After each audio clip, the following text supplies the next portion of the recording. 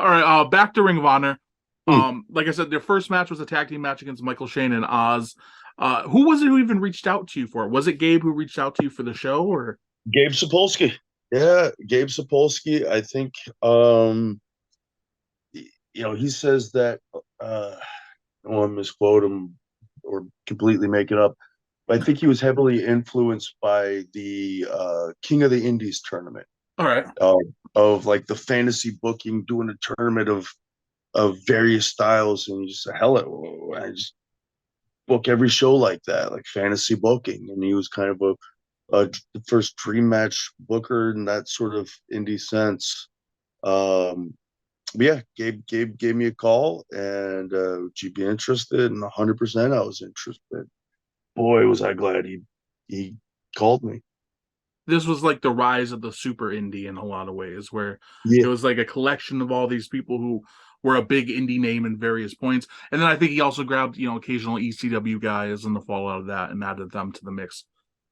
yeah. He had Super Crazy and Eddie Guerrero Yeah. on early shows, and yeah, really good, really talented roster.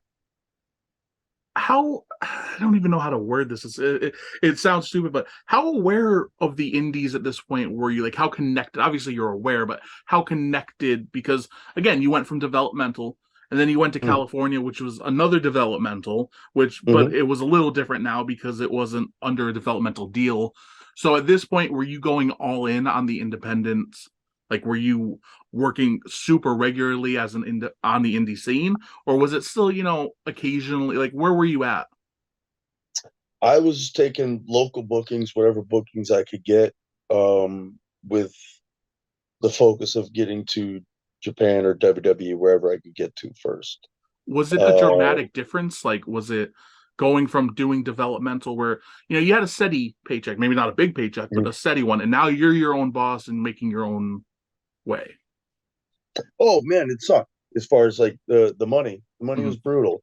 Uh, but my best friend, he was there for me, and I just come crash on my floor, and I've been very fortunate with friends like him, friends like Lance asking me to come move out to Cincinnati.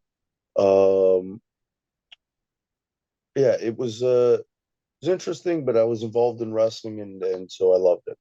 You're such a pro because like you'll mention something which is literally the next question I'm going to be going to or close to it. So I appreciate Okay. that. Obviously you've been around a few times.